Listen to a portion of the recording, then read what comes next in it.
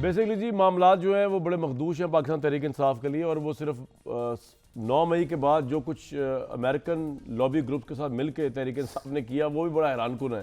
میں آپ کو ذرا ریمائنڈ کرا دوں، پی ٹی آئی امریکہ نے 10 اپریل سے 9 مارچ 2023 تک کے واقعات پر ایک 158 صفحات کا ڈوسیئر تیار کیا، یہ میرے سامنے پڑا ہے۔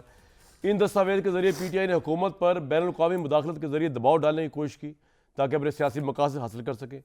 18 مئی 2023 کو Pakistani American political action committee نے کانگریس کے 65 سے زائد اراکین، اور یہ سارے pro Indian anti Pakistan lobby group تھا، کانگریس کے 65 سے زائد اراکین سے امریکی وزیر خارجہ کو خط لکھنے کی درخواست کی تاکہ پاکستانی حکومت پر دباؤ ڈالا جائے۔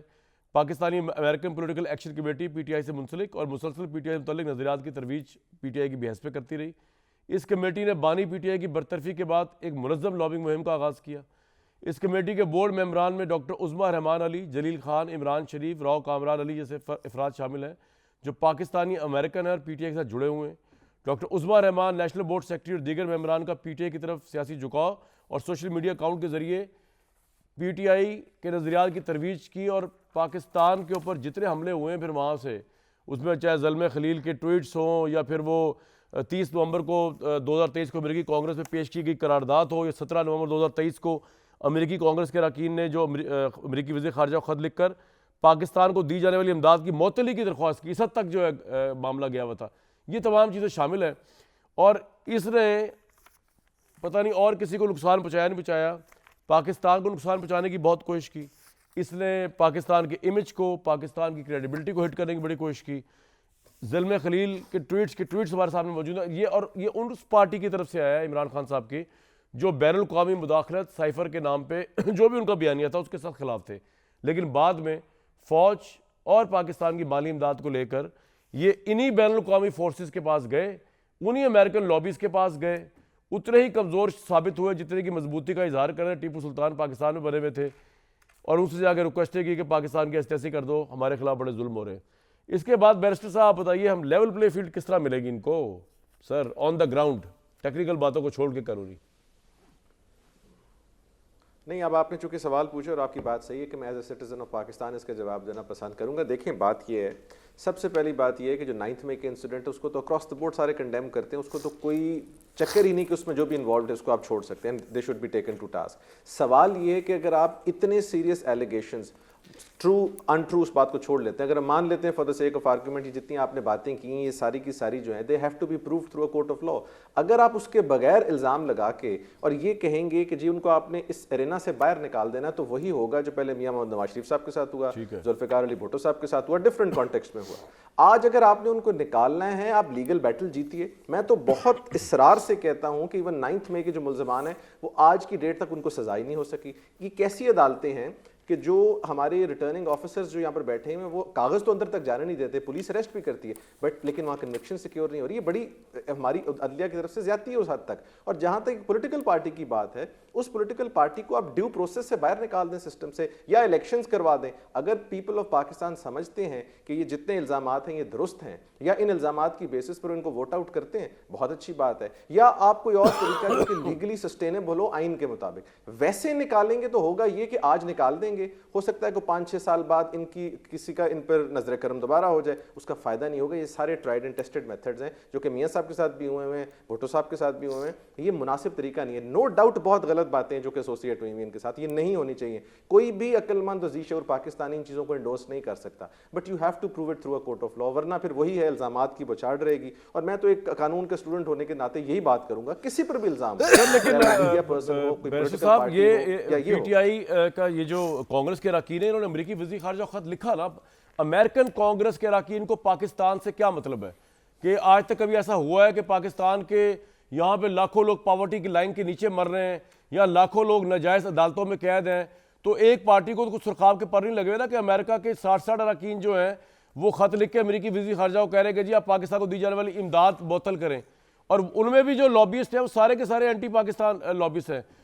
پی آر فرم ہائر کر رہی ہے پاکستان تحریک انصاف، مان رہی ہے امریکہ کے اندر، اور امریکہ کے خلاف بیانیہ بنایا پاکستان میں جس میں پاپولیرٹی لی اور کہا جی پاکستان کے ادارے تو غدار ہیں ان کے ساتھ ملے ہوئے۔ میں یہ کہہ رہا ہوں یہ تو ہمارے سامنے ہے، جس طرح اب زلمے خلیل زاد کس کو نہیں پتا وہ اس کی کیا پرسیپشن ہے پاکستان، وہ پاکستان کے اور ہیومن رائٹس کے اور عمران خان کے لیے جو کر رہا ہے ٹویٹس. بھٹی صاحب آپ, اچھا دوسری بات یہ, میں جن لوگوں کے میرے نام لیے ہیں یہ الزامات ہیں, یہ میرے پاس کوئی اس کی اتھینٹسٹی نہیں کہ یہ کمیٹی کے بورڈ اراکین ڈاکٹر عصبہ رحمان علی, جلیل خان صاحب, عمران شریف صاحب, راؤ کامران علی, ڈاکٹر عصبہ رحمان, ان میں جو چاہے ہمارے پروگرام میں آ کے اپنا ورژن دے سکتا ہے. جی بھٹی صاحب آپ کچھ کہنا چاہ رہے ہیں؟ نہیں, پہلی بات تو یہ کہ میں اپنے بھائی وکیل بھائی کے ساتھ ہوں, پنجوتا صاحب کے ساتھ ہوں کہ بالکل تھرو عدالت سارا پروو ہونا چاہیے, سارا کچھ عدالت کے ذریعے ختم ہونا چاہیے. 9 مئی کے ملزمان جو ہیں, کسی ایک جو 9 مئی کا جس نے کیا ہے کسی ایک کو وہ سزا سے نہیں بچنا چاہیے, اور کوئی ایک بے گناہ سزا اس کو نہیں ہونی چاہیے. اور عمران خان پر بھی یہ بالکل نہیں ہونا چاہیے. اللہ ان کو لمبی زندگی دے عمران خان کو, اور وہ آپ لڑیں عدالت میں, اور ان کو پورا عدالت میں لیول پلینگ فیلڈ ملنا چاہیے, عدالت میں ان کو سارا ثابت ہو. لیکن ایک ہے یہ جو انہوں نے کیا ایسا ہی ہونا چاہیے. دوسری ہے ایک ہے کہ جو سوال بنتے ہیں کہ فار ایگزامپل آپ کہتے ہیں کہ ہم کوئی غلام تھوڑی ہیں, اور ایبسلیوٹلی ناٹ. سائفر آپ کے ہاتھ میں, آپ کہہ رہے ہیں کہ ڈونلڈ لو اور عبداللہ اسد مجید کی ملاقات ہوئی تھی, 9 مرتبہ تحریک عدم اعتماد کا ذکر ہوا تھا, اور عدم اعتماد پیش ہونے سے پہلے ہوا تھا, اور 3 کردار ہیں رجیم چینج میں, فوج, امریکہ اور اپوزیشن بیچاری تو چھوڑ دینا, وہ تو کسی نہ کام کی کل بھی نہیں تھی اور آج بھی کوئی نہیں. تو ایبسلیوٹلی ناٹ, ڈونلڈ لو کو برطرف کریں, ڈونلڈ لو کو مقدمہ کریں. اور پھر امریکہ سے دوسری طرف آپ کا عبداللہ ریاڑ جو اوورسیز چیپٹر کا ہیڈ ہے, وہ ڈونلڈ لو کو ڈھونڈنے میں لگا ہوا ہوتا ہے کہ میں اس سے ملاقات کروں. دوسری طرف آپ 3 PR فرمز معاہدے کرتے ہیں کہ تاکہ امیج بہتر ہو. دوسری طرف زلمہ خلیل زاد اور مسز رابن رافیل سے آپ بنی گالہ میں ملاقاتیں کرتے ہیں اور کچھ بھی نہیں. تیسری طرف آپ کانگریس کو سے مدد مانگتے ہیں, اور تو لہٰذا اور آخری ایک جملہ وہ جو طارق فضل چودھری بھائی نے کہا تھا, عمران خان اللہ ان کو لمبی زندگی دے ساروں کو, جب تک عمران خان موجود ہے سانسوں میں سانس ہے. نواز شریف صاحب, زرداری صاحب, بلاول صاحب, یہ پیپلز پارٹی, نون لیگ, یہ irrelevant ہو گئے ہیں. طارق بھائی آپ منہ توڑ جواب دیں بھٹی صاحب کا, اور کہیں کہ نواز شریف صاحب عوام میں نکل رہے جلسے کریں گے, کیمپین کریں گے, اور اقتدار میں بھی آئیں تو کچھ بھی نہیں ہوگا, کیونکہ سیاست اور سیاست مقبولیت عمران خان کے ساتھ ہے. بھٹی صاحب وہ پہلے شخص نہیں ہیں, اس سے پہلے جنرل مشرف نے بھی اور دیگر کئی آپ کا بلند کر دیا, وہ کہہ چکے ہیں میاں نواز شریف صاحب irrelevant ہو گئے ہیں. آج میاں نواز شریف صاحب 4تھی دفعہ اللہ تعالیٰ کے فضل سے پرائم منسٹر بننے جا رہے ہیں. یہ کوئی نئی بات نہیں ہے, پہلی دفعہ ہم نہیں سن رہے. اور اس دوڑ میں اکیلے ہی ہیں, اکیلے دوڑ رہے ہیں. کیا کریں, باقی ڈسکوالیفائڈ ہیں. اس ریس میں تو کوئی نہیں دوڑ رہے, میں اور طارق فضل صاحب پیچھے پیچھے کپ لے کے دوڑ رہے ہیں, آگے میرا محبوب قائد دوڑ رہا ہے اکیلا. بھٹی صاحب آپ کی ان باتوں سے, ان کہانیوں سے فرق کوئی نہیں پڑنے والا. اور میں آپ کو ایڈوانس مبارکباد دیتا ہوں, آپ نے ہیلتھ کا منسٹر بننا ہے, مریم نواز صاحبہ نے CM پنجاب, میرے محبوب قائد نے PM اور ایڈیشنل PM. اچھا طارق بھائی, نواز شریف صاحب تو بن رہے ہیں پرائم منسٹر برائے اسٹیبلشمنٹ. سر ایک بات بتائیں, شہباز شریف مجھے بتائیں کہ نواز شریف صاحب 4تھی دفعہ پرائم منسٹر بن رہے نظر ہی آ رہا ہے, تو الیکشن کروایا جائے کہ نہ کروایا جائے؟ نہیں, کوئی ضرورت نہیں. اچھا خیر الیکشن تو ہوگا. سر CM پنجاب کے لیے کون ہے؟ مریم نواز ہے, الیکشن ہوگا جی, اپنے ٹائم پہ ہوگا. یہ اب میرا خیال ہے چاہے مگوئیاں اور یہ ساری بند ہونی چاہیے. سر پنجاب کا وزیر اعلیٰ کون ہوگا ہمیں بتا دیں, کوئی بزدار نہ لگا دیجیے. کیوں جی, باقی سب ایکسیپٹیبل ہے. مریم نواز صاحبہ کو آنے دیں, بزدار سے بدتر ہوں گی. قبل از وقت میرا خیال ہے کہ اس کے اوپر بات کرنا, یقین کریں. یہ فیصلہ وقت پہ ہونا ہے. کامران بھائی جی پنسوٹا صاحب کوئکلی بولیں, کیا کہہ رہے ہیں آپ, کیا کہنا چاہ رہے ہیں؟